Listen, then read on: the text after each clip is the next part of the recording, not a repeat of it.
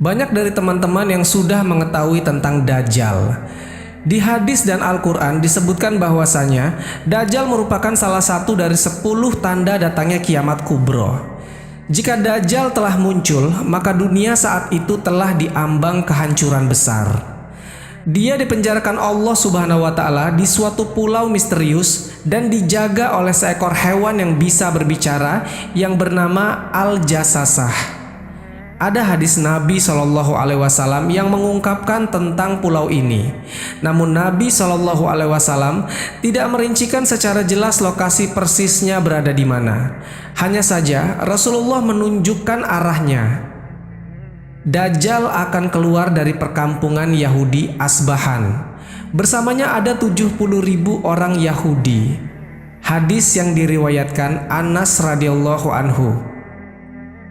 Dajjal akan keluar dari bumi di arah timur yang dinamakan dengan Khurasan. Hadis yang diriwayatkan Abu Bakar As-Siddiq radhiyallahu anhu. Artinya secara pasti bahwasanya tempat munculnya Dajjal adalah dari sebelah timur dan tak jauh dari daerah yang bernama Khurasan. Maka di manakah sekarang Khurasan itu berada? Kalau sekarang Khurasan itu terletak di negara Iran sebelah timur. Sekarang nama Khurasan dijadikan sebuah nama provinsi di sana. Namun jauh sebelum itu, sejak abad ketiga Masehi, Khurasan itu adalah suatu wilayah yang luas meliputi Iran, Afghanistan, Tajikistan, Turkmenistan, Kazakhstan, dan Uzbekistan.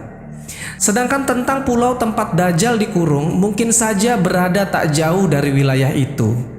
Dan banyak tersebar kabar bahwa Dajjal dikurung di salah satu pulau di Yaman yang bernama Socotra. Karena pulau ini benar-benar aneh dan punya hewan dan tumbuhan yang tidak ditemukan di tempat lain selain di pulau Socotra ini. Banyak orang yang mengaitkan tentang pulau Socotra ini sebagai pulau Dajjal. Namun ada pula yang mengatakan Dajjal di segitiga Bermuda. Dan ada beberapa pendapat lain yang menyebutkan tentang di mana pulau Dajjal ini sebenarnya. Tapi kita tidak bisa bahas itu secara rinci karena nanti akan sangat panjang durasi video ini. Intinya adalah sebuah petunjuk bahwasanya tempat Dajjal di penjara adalah di sebuah pulau. Dan satu-satunya orang yang pernah ke pulau itu dan bertemu Dajjal adalah Tamim Ad-Dari yang hidup sezaman dengan Nabi Shallallahu Alaihi Wasallam. Tamim pun tak sengaja bertemu Dajjal karena ketika itu kapalnya terombang-ambing selama 1 bulan dan terdampar di sebuah pulau yang entah ada di mana.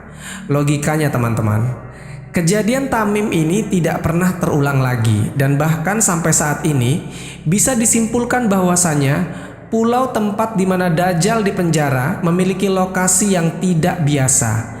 Atau bisa juga dibilang dia bukan berada di dimensi manusia, makanya tidak bisa ditemukan.